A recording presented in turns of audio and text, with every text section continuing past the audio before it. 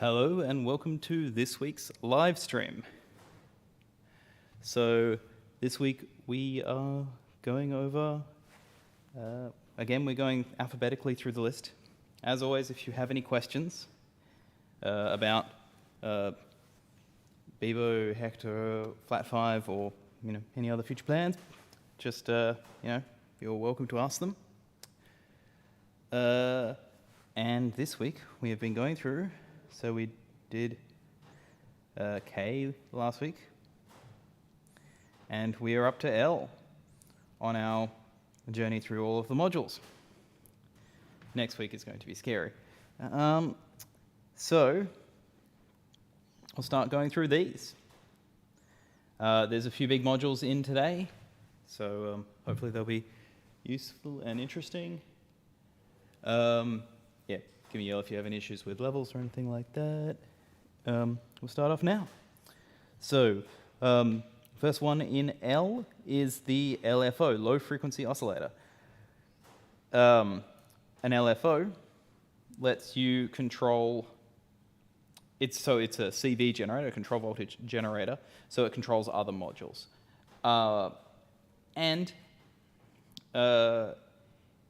It's a very, very versatile module. It can make anything change over time. So we'll start off by going for some basic stuff. We'll connect it up. We'll start off with a tremolo. So obviously there's a couple of different ways you can do a tremolo. Running it into a VCA is one. So we'll show that, and then we'll show it into the harmonic tremolo module. So we'll add a VCA, a voltage controlled amplifier. So it takes in a voltage and controls it, and it amplifies. So yeah, it does what it says on the box. So I'll just get rid of my dry path, connect up the VCA. So the sound is going through the VCA, and with nothing going on,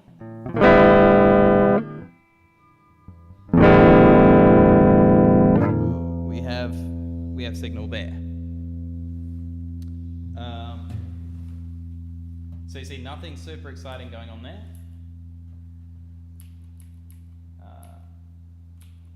Once again, I'll just check level on that, because I think that might be a little hot. Capture 3. Cool.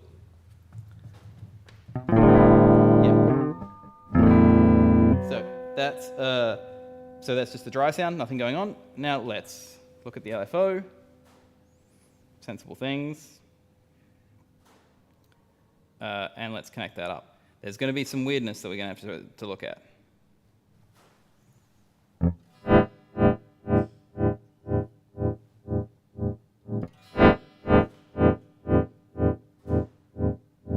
So look, we've got a nice tremolo straight away. Okay, so obviously we can change the speed of our tremolo. We can change the shape of our tremolo.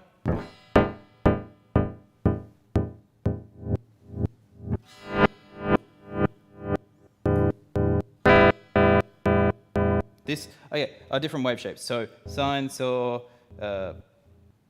triangle, reverse saw, your average square wave. And this one is where you get into wacky, it's random.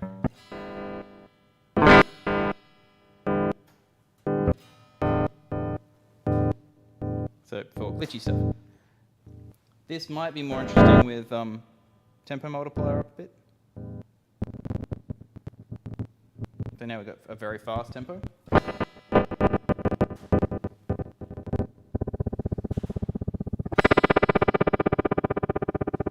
Again, getting into kind of rig-muddy territory.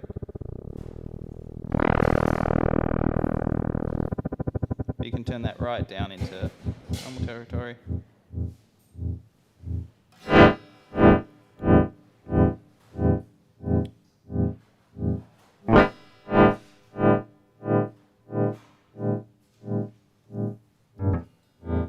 Yep, so that's kind of normal stuff. So that's just the LFO running into a VCA. So they're the main properties of the LFO. Tempo multiplier. It's just a multiplier that goes on top of that tempo, in case you want to do doubles or quarters or halves, something like that. Obviously, you can turn it to a specific value using these things, or these bigger jumps. Get it very slow, very fast. But if you want to reset it to something sane, like a solid number, you can use the friendly dots. Hold the dots and press the thing, and then you can get to a precise number entry thing. And you can also reset to default. And Spotlight, which we've mentioned before, which we should keep reminding people about. But so, yeah, here if you want to do simple multiples or something like that, you can enter them directly. If you want to do ratios, that can be handy. It takes in, the LFO takes in a BPM, a tempo, so that's handy. There's a couple of ways you can do that. You can take it in from the foot switches. So if you add a foot switch module, you can send that in, and then tap tempo in, which I shall show you now. So I'll just add, we did these back when we were doing foot switches, but so you've seen this before, but here's a foot switch. You add it, it's got settings in here, one of which is its BPM that it's detected. I'll send BPM out, because I can turn on and off things as well with the foot switch, but I'll send BPM out. And now, if we go into this friendly one, we'll see our tempo change as we foot switch. So that's tap tempo. So what else is there in LFOs? Unipolar means whether it's going from 0 to 1 or -1 to 1. Sometimes you want to have the full range of negative and positive values. There's some controls that are only positive, so then you'll have it set to unipolar. So yeah, unipolar just means whether if that's on, it's only positive values. Level is just how, the range that the LFO is going in between. So if it's, say you set that to half and you've got unipolar off, you'll be going from -0.5 to +0.5. And if you've got it all the way on, you'll be going from -1 to +1. So yeah, that's the LFO. And obviously it can control many other stuff, not just VCAs, but anything you can connect an LFO in. Here we get up to the craziness. Loop common in and loop common out. This is how you set up the Loopler. And I'll show you that now. Yeah, if you've got any questions along the way about the LFOs using them or anything like that, feel free to ask. But yeah, we're up to the looper now. So I'll just get rid of this stuff. Empty preset. And then we will add. So the Loopler is a bit weird in the way it works. So you add a loop common in. That's our loop input. And we'll add a loop output. And so if you want stereo, you add 2 of them. But we'll just run in mono to start with. Loop coming in, loop coming out. Now, the reason they're done like this is, yeah, for mono and stereo, and also if you want to route it to specific things, you can do that as well. So maybe, you want different effects on the inputs and different effects on the outputs.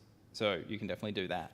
So imagine if you're running a delay into the loop coming in, you'll be capturing the repeats of the delay. And if you're running something on the loop common out, then the delays will only be on the looped stuff. So it will work very differently depending on where you have the effects. So we'll just connect this up, loop coming in to loop coming out. I'm running out of 1 and 3, so I'll connect both of those up. And I'm just running into input 1. And now we will go into the Loopler.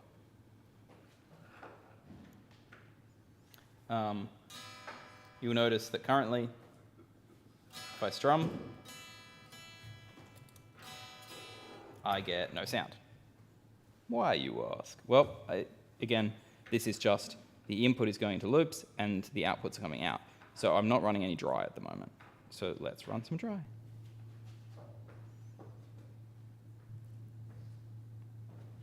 And now I'll have dry sound as well. Okay, let's look at how the basics of Loopler work.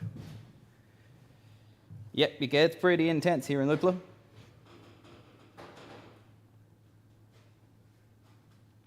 And you'll see the basic gist is that you've got a few different tabs here. So you've got your commands tab, which is all the things you can do to a loop. You've got your level and sync controls, which is all the particular parameters of that loop with regards to levels and how it syncs.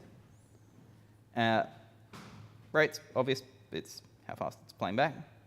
There's some weirdness in there that we'll go through. And then the global settings are things related to all of the loops. So what they're syncing to, the current tempo, how a cycle is divided into eighths. That's to do with how they sync. And then global parameters around syncing and fading. So let's try adding, well, we can add loops here. We can add a mono loop or a stereo loop. We've obviously got one already here. So what is the basic command? We can start by doing record. So if you record something simple into the loop,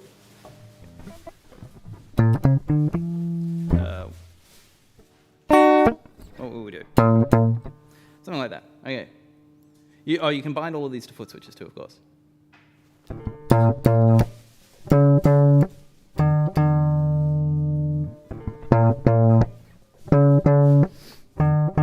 Yep, straightforward. It loops. And what do we want to do that loop? So the commands, there is a really good discussion by Andre LaFossa, who you should watch his video. He is a talented looper. I'm not. If we hit, but I'll show you what the general commands do. So reverse is pretty obvious. You click it.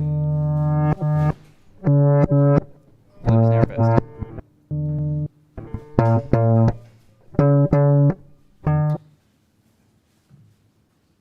Paused. The loop is stopped. But on pause, restarts it, and it starts at the place where it was stopped. Trigger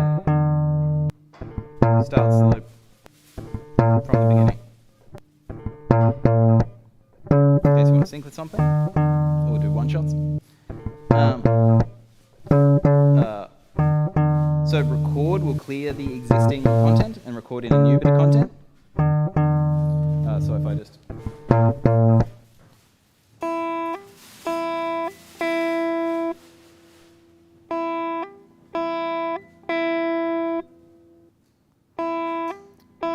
plan. Let's go. See, so that's undo and redo.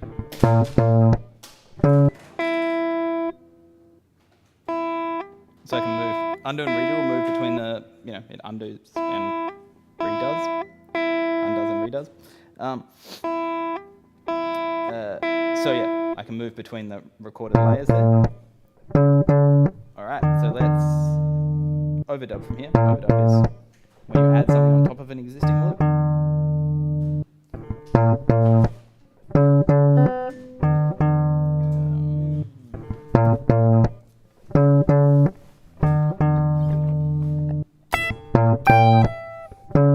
Yeah, let's go there. So let's hit overdub.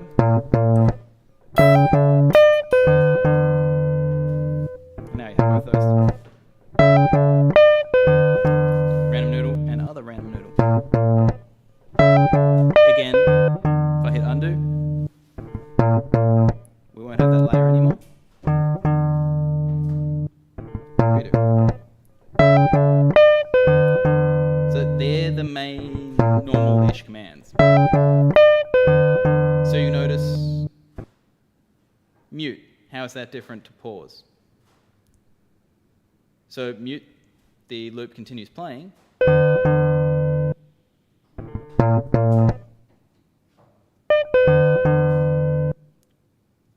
And just mutes the loop. How how does what's one shot? And how does that differ to trigger? Yep, that's the thing. So if you hit one shot, it starts the loop, same as trigger. And then once it's played the loop, it goes into mute.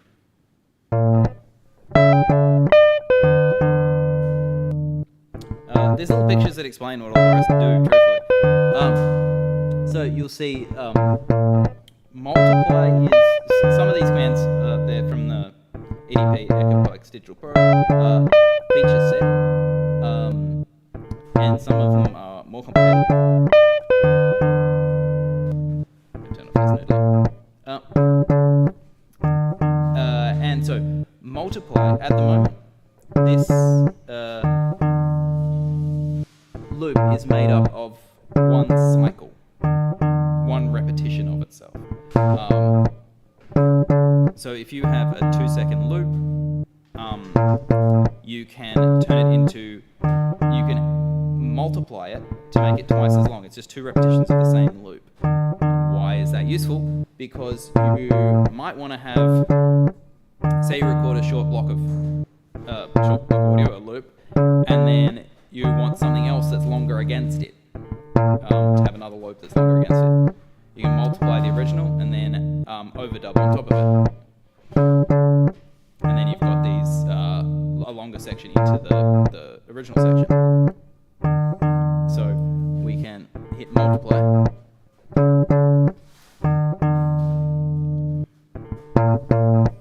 Now we're going into our second cycle. And you'll notice that it says cycle is now 5-ish seconds, while the total time is 10 seconds. In the syncing stuff, you can set whether things sync to a cycle boundary or a total boundary. You can also multiply back down again to get it down to the shorter length. So if we hit multiply on a loop, that is, we've gone back to the shorter length. So we close that multiply before it finished the second loop. And so we've multiplied down.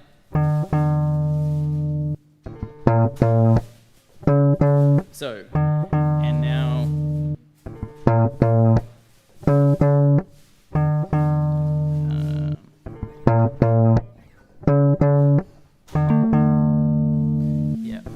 let's try.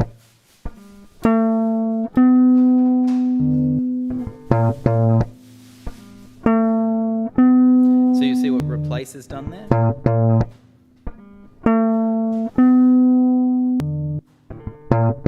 We've replaced a section of the loop,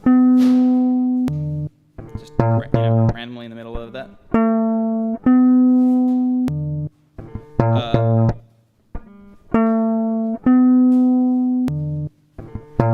So that's replaced a section of the loop there. That's very different to overdubbing.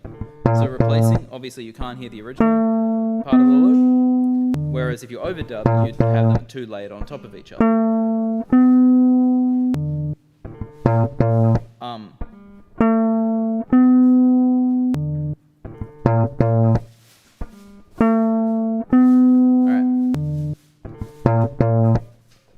Again, we can undo and redo to get back to this. And you've got relatively unlimited levels of undo and redo. So pretty much as many as you want. If anybody's got questions about any of the Looper features, feel free to ask them as we go. So what are we up to? Replace.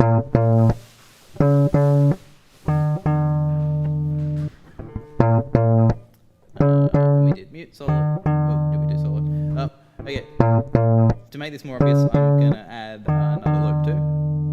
So you can add mono or stereo loops. So let's add another loop. We'll just noodle in this one as well. And then we'll do mute solo. Oh, did we do solo? Yep. Okay. To make this more obvious, I'm going to add another loop too. So you can add mono or stereo loops. So let's add another loop. We'll just noodle in this one as well. And then we'll do mute solo.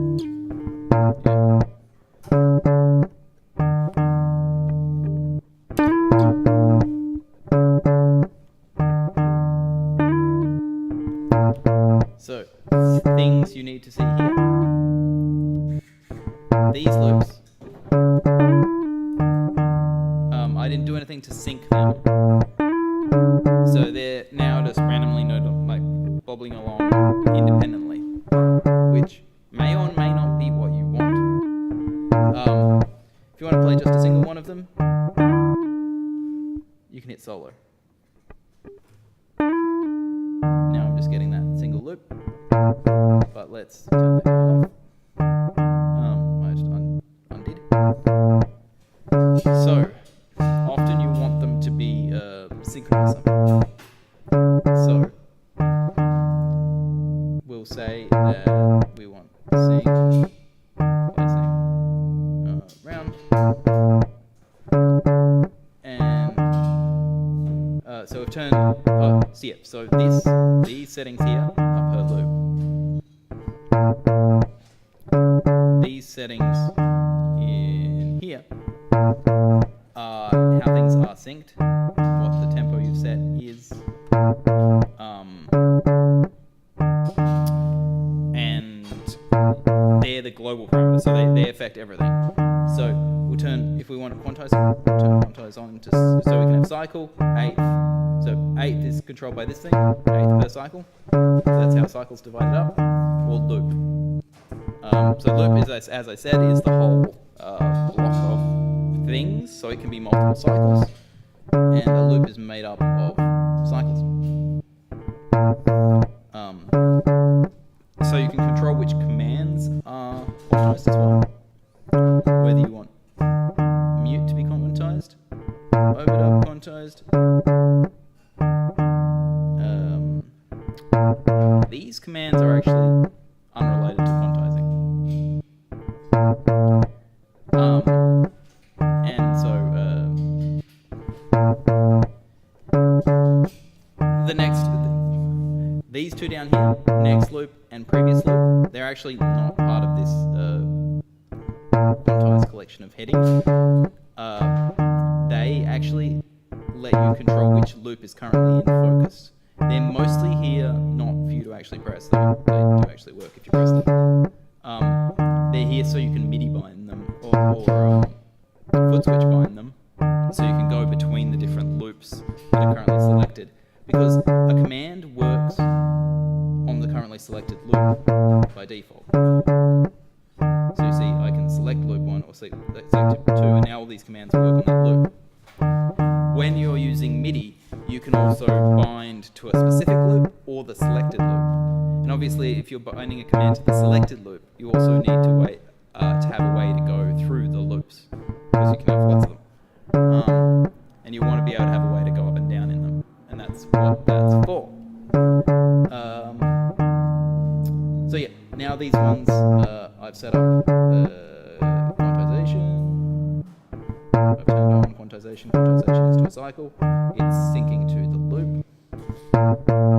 And so now if I do overdub in here, see, it hasn't started yet. It's waiting for the start of the loop.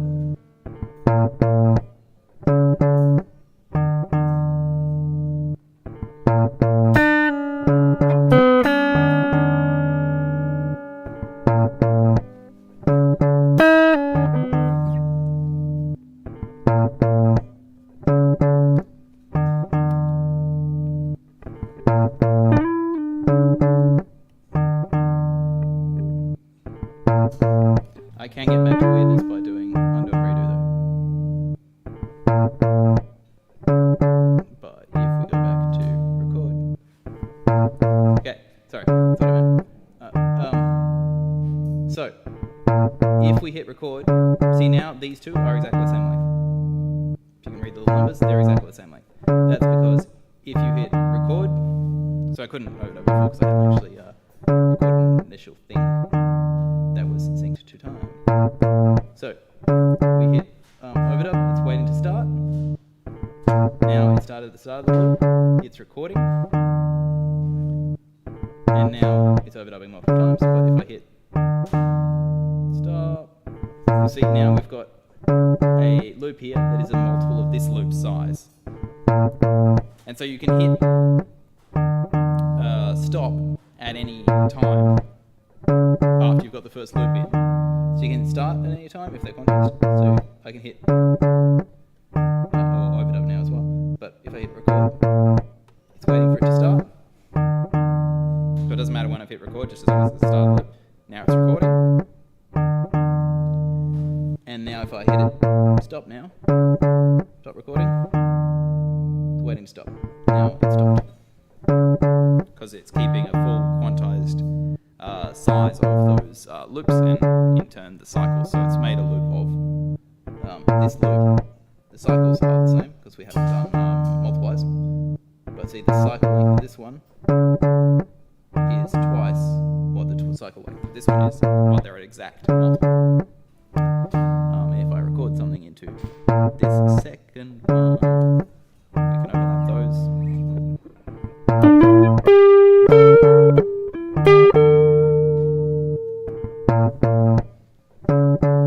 And now you'll see that that's always going to be at the same times.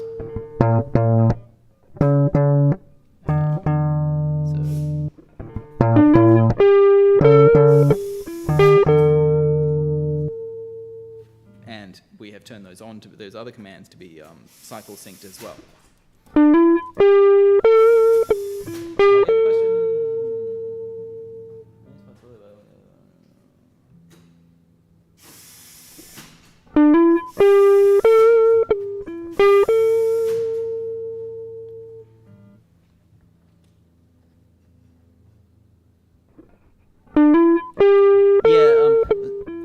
So I'm just looking at the questions, and we've got one about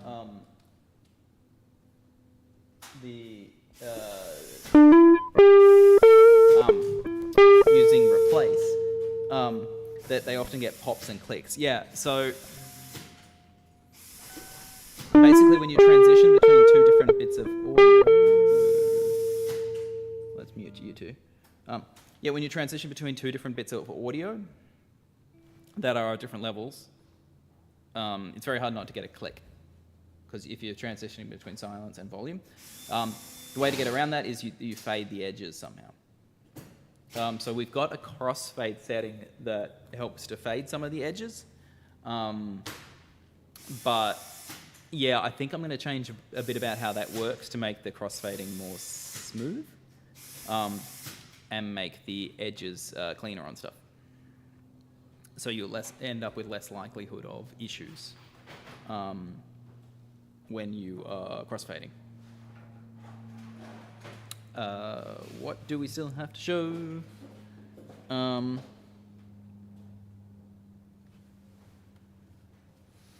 remember what I'm up to.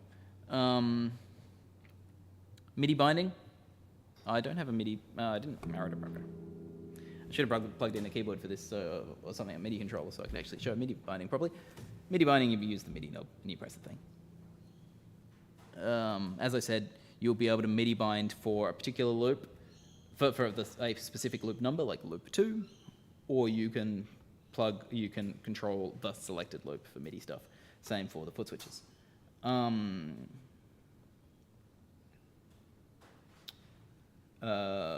What else is there?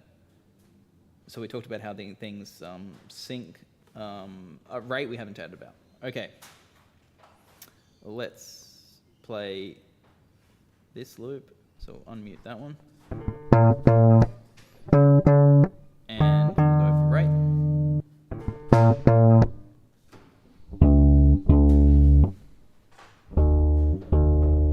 Yep. So rate's obvious.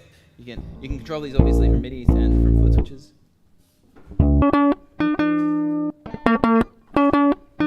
So that you can get to definite jumps here, or you can control it continuously here.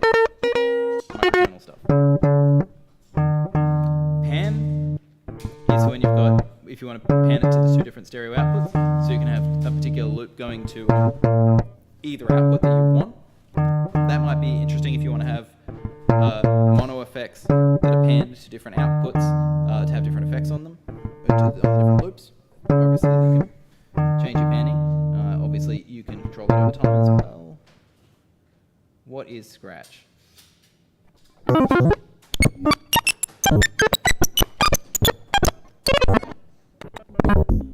It does that.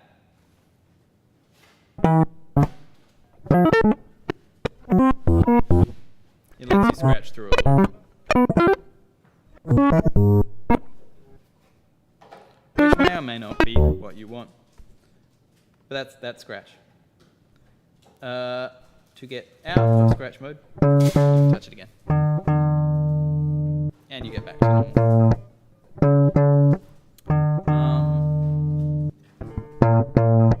That's the basics of Loopler. There are, of course, an incredible amount of depth in Loopler. And if you've got any specific questions, I'm always happy to answer them. But yeah, that's the general gist of how you do things in Loopler. Again, there's a couple of great videos about Loopler from good looping people like Andre that you should definitely check out. But that is Loopler. And now it is gone. So next on our list of L's. Oh yeah, okay. Loop extra MIDI. What is loop extra MIDI for? Okay, these ones are weird actually. Should mention these. Loop MIDI out. This is just so you can send MIDI clock data from the Loopler to something else. Because you can have MIDI clock set from your loop and then send it to something inside of Beebo or to the outside world. You might want to send MIDI clock out data to something else from Loopler. Or you can send it to something else that's in Beebo. Loop MIDI extra MIDI. So Loopler's got a ton of commands and a ton of controls. So it doesn't have CV inputs of its own. Which means, hey, if you want to modulate something in there, it's a bit annoying. So how do you do that? It can take in anything you can bind to MIDI in Loopler. You can also set it up so you use that loop extra MIDI in. And this isn't for taking MIDI from the outside world. So it already has any of the MIDI binding stuff is automatically connected up. But loop extra MIDI is a way that you can send internally generated MIDI, things that are generated from inside Beebo, into Loopler. And that's really so you can have a CV generator, like an LFO or a step sequencer or a note sequencer or whatever you want, and send that into Loopler. Maybe you want the chaos controller to change your tempo. Or you want the chaos controller to start and stop recording loops, which is kind of cool. Or, overdub sections. Maybe the chaos controller changes which loop is currently active by using the next and previous ones. The chaos controller's got a couple of outs. So you'd send chaos controller to the CV to MIDI generator, then bind those MIDI things to something using loop extra MIDI. It's a bit of it's the not every day case for Loopler, but we like to enable the weird, and this is one of those ways. Loop extra MIDI lets you do that. So that's that. That's how those work. If anybody wants more detail on loop extra MIDI, I have done examples of it and videos of it before in the past, focusing on them. So there are videos out there showing how to actually use that one fully. And now we go to the last of the L's. And also, as you have seen from previous videos, one of my favorite of the L's. Probably actually my favorite. If you're ever thinking the LFO is a bit basic, I really want a much fancier LFO. Why isn't there a nice LFO? Please give us a nicer LFO. This is the nicer LFO. Use the looping envelope. If you're thinking, man, I want a nicer LFO, or I generally just want an LFO, this one's probably the one you want. So the normal LFO has got very minimal controls as far as being able to be modulated by other stuff. Whereas the looping envelope is very powerful as far as being modulated. It's good as an envelope generator for attack decay and that kind of normal envelopes, but it also can loop them, and therefore you get an LFO. This one is based on the mutable instrument module tides.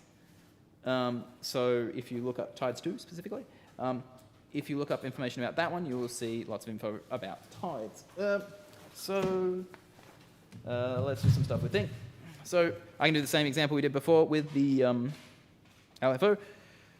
So let's add, I did VCAs last time, it'll be the same, but I'll do a harmonic trem external input. There we go, grab this guy, connect that up. Nothing happening because we haven't connected up. Well, it's just no modulation happening. First, we will connect up loop extra. It's got a multitude of outputs. It has 4 different outputs. What comes out of the 4 different outputs depends on what you set in the relationship between them. Depends on what you set in the module. So let's go for output 1. Now, you've got your shapes. I'll change my output. So so by default this starts off in the middle. You usually want to shift it up to something. That's more useful. And we might go for a bit faster. And now we'll add some depth so that actually does something.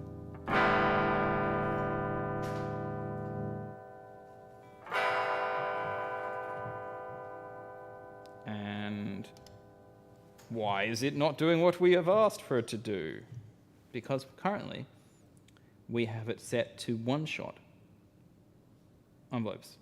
So that's by default, that's the one you want, that it does. So it will only go off when it's triggered. So you need a trigger coming in to do that, which you can still use kind of, this might be what you want. You might send constant triggers in, but we want it to be doing LFOing, so we'll turn it to cyclic. Cyclic bipolar oscillations.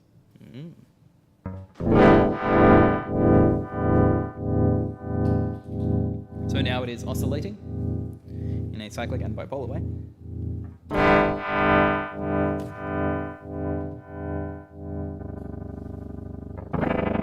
It's got these controls for different speeds. So it's got 3 different kind of speed ranges. Obviously, it can take in BPM as well. It actually generates BPM out as well. So if you want to convert a Eurorack clock to something else that takes BPM, you can do it with this. It takes in Eurorack clock as well.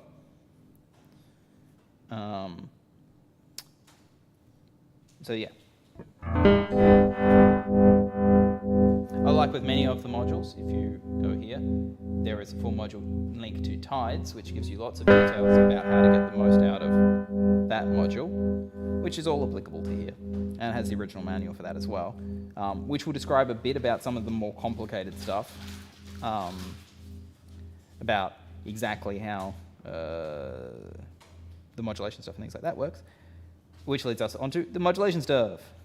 These are controls that control how much each of the modulation inputs are modulating. So if you've got something connected up to the slope input, if it's still set to 0 here, it won't actually be doing anything. So these are attenuverters that control the CV inputs. So they influence how much these controls will be controlling these controls. Well, these CVs will be controlling these controls. And it can actually work as, I think I showed you this last week, it can work as an oscillator as well, obviously, if you go up into audio tones. So the output mode, these ones, control what the different outputs do. So you can have the different outputs have different shapes, the different outputs have different amplitudes, they have different times, or they have different frequencies. So yeah, all of this, and the shift then kind of controls how these interact a little bit as well.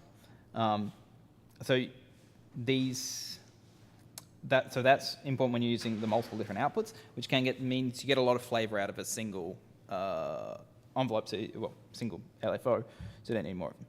So this has got these blendable wave shapes. So you have from basically the sorry looking ones to tiny looking ones to curvy looking ones. You can control how much they're smoothed or if they're wave folded, make some spikier shapes. And then you can change that slope parameter as well if you want them to go kind of the opposite way.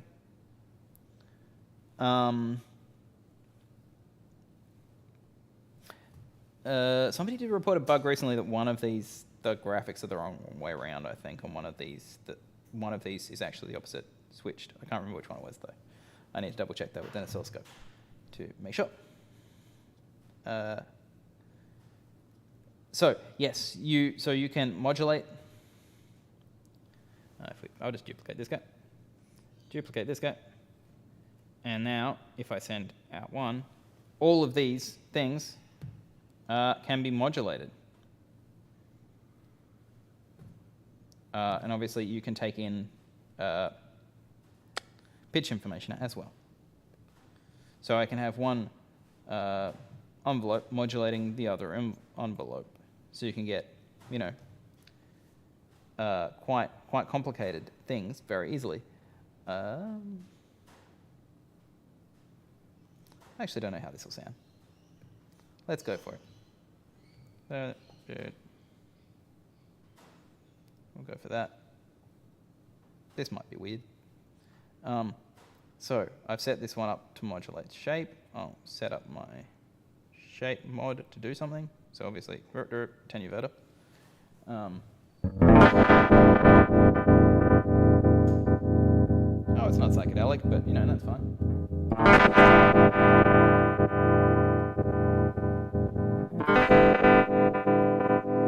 So yeah, now, you know, I have a very complicated envelope because the shape of this one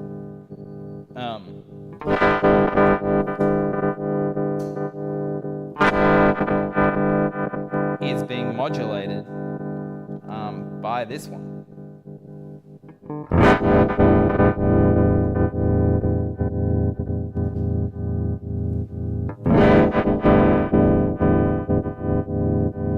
So slow that down. You get very slow oscillations here. So now the shape is kind of slow down with the other one.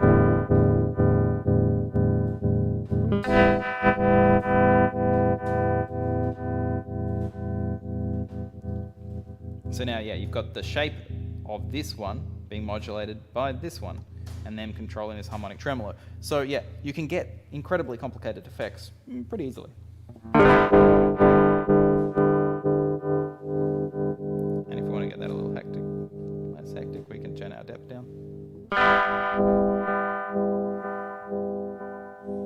Yeah, so that is the looping envelope. If you've got any specific questions about the friendly looping envelope, there is a question.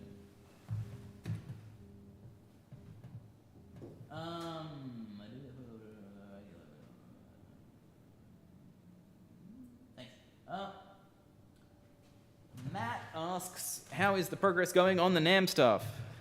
Okay, yep. So that's, well, I'll get that question. This is the end of L, so that's probably the end of the run through for today.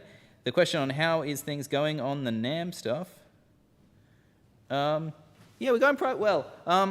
We've been kind of massively behind because I got COVID, was out for a couple of weeks, and then I had to catch up on everything that I missed out on in a couple of weeks. So I'm now multiple weeks behind everything else. And as an added bonus, we moved absolutely everything in the factory, built a new section in the factory, and got some new toys because I bought a giant lathe that is arriving tomorrow. Because I have an obsession with giant machinery, which has distracted me. But I did actually get some more work done this week, briefly, on, that's under AMP, not NAM, isn't it? So I did actually get a little bit more work done, and Joe has been doing some useful stuff. So if we go in here now, I'll just connect this little beastie up. That's the NAM amp. Let's run that out to 1 and 3. I haven't written it. Okay, this sounds better if I add a cab, obviously. which I just forgot. So let's drop in a cab as well, mono cab, there we go. The cab interface isn't improved yet, but it will be. And I will use Leon's cabs because Leon is great and we love him. So yeah, this is the NAM interface. So yeah, hopefully you can see the general gist of this one, Matt. So, you know, this still is getting prettier, but these are some of the amps we captured at Deluxe Guitar. So you can see, you know, lots of pretty babies here. So if we go into one like this Soldano, you'll see there are controls you can choose there.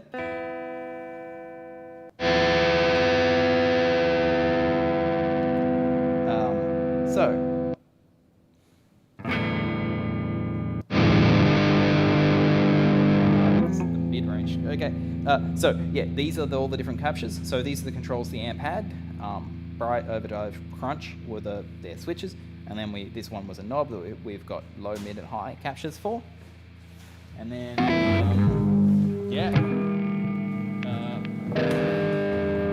it ends up all sounding all, you know, Soldano-ish.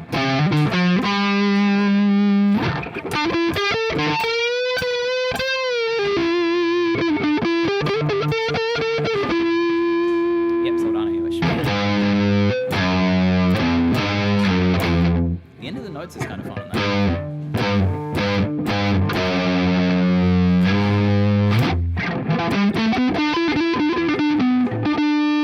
It's not my usual style of amp in all truthfulness, but yeah. So yeah, you can, you know, change switches to you know, grab different, you know, there's switches. And if you, some of the switches, some of them have very simple, you know, obviously very simple captures. Some of the amps had a lot of knobs. Oh yeah, this is that has the 2 volume knobs. Yeah, things like the Diesel had, I think this Friedman had a ton of switches. Yeah. Oh, it just had different channels. Okay. How's that one sound?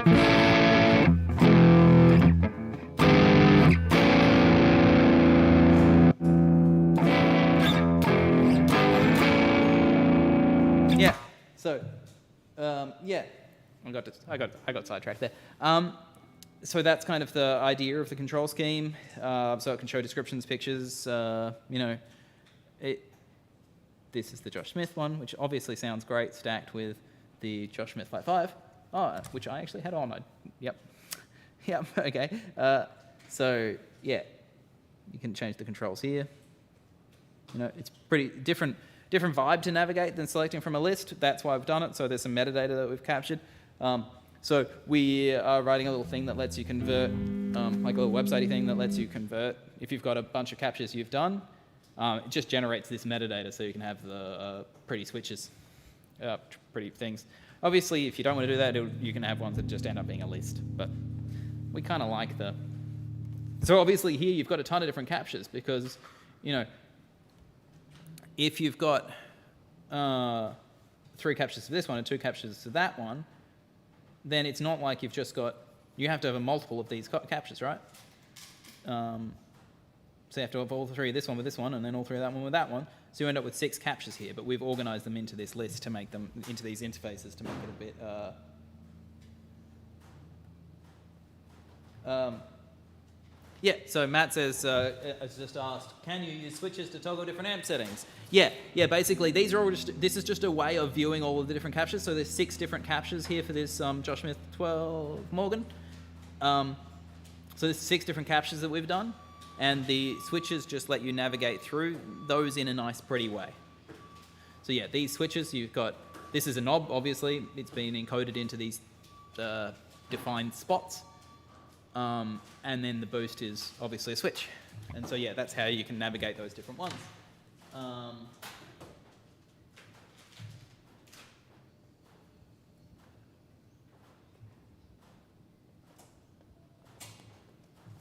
The other brothers asks, is there an omnichord one coming soon? Yeah, there's the next update has Strum in it, which is the omnichord one.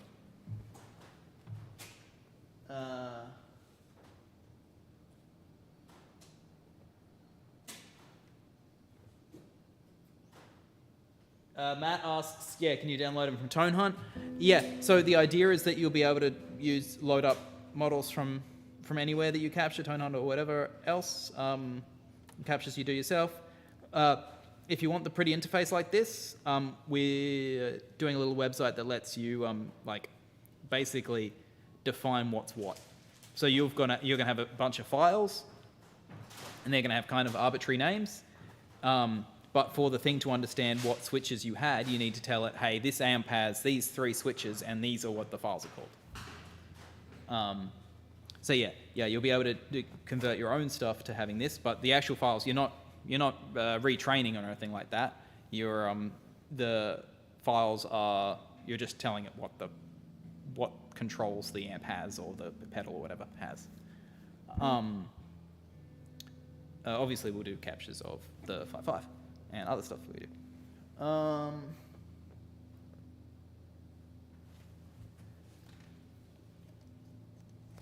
So it won't run full weight captures of NAM. There's just not enough oomph CPU power.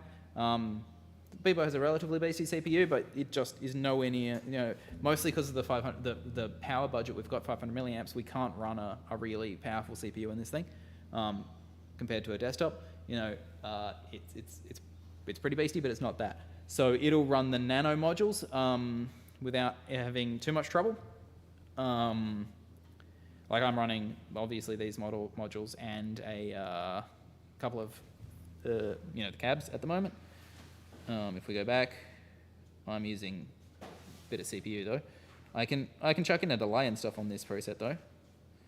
I can chuck in a couple of effects. The more you stack them, the more trouble you're going to get into. Oops.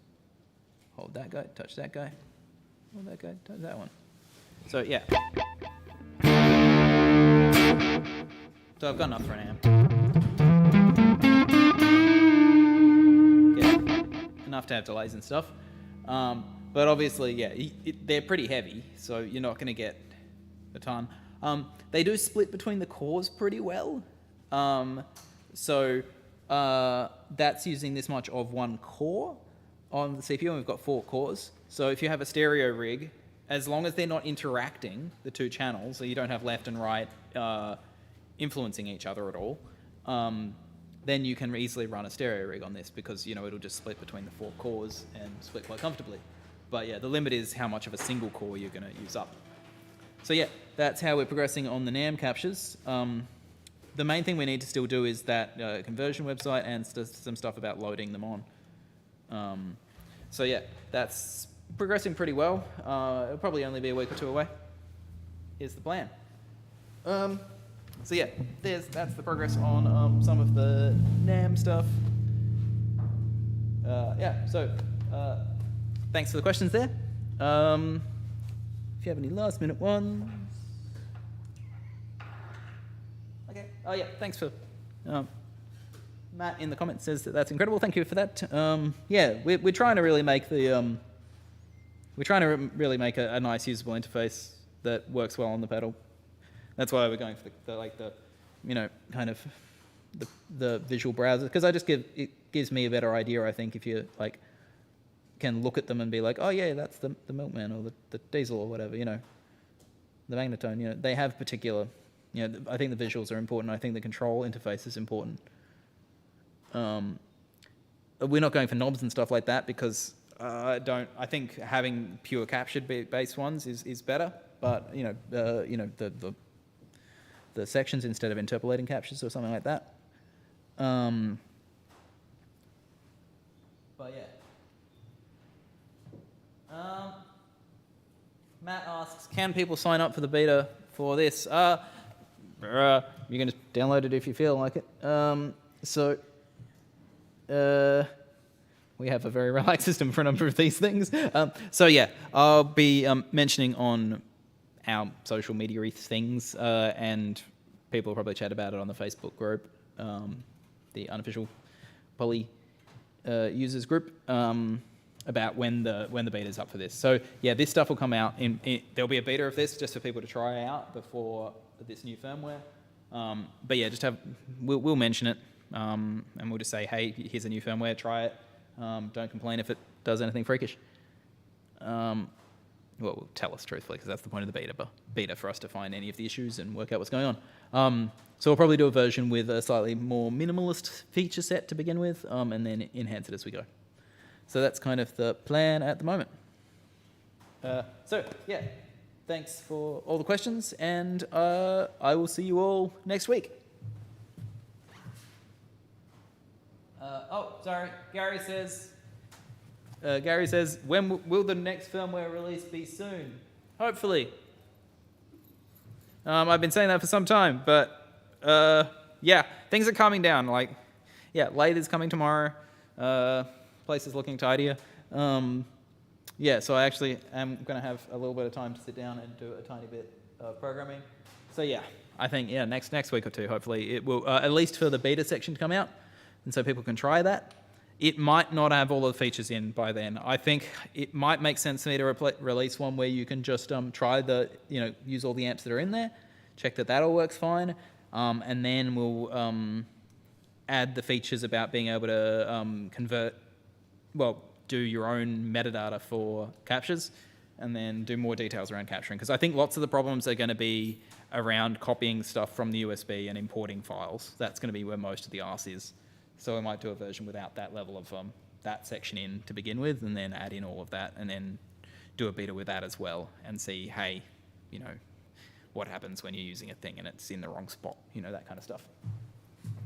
So yeah, all right. See you all next week, and thanks.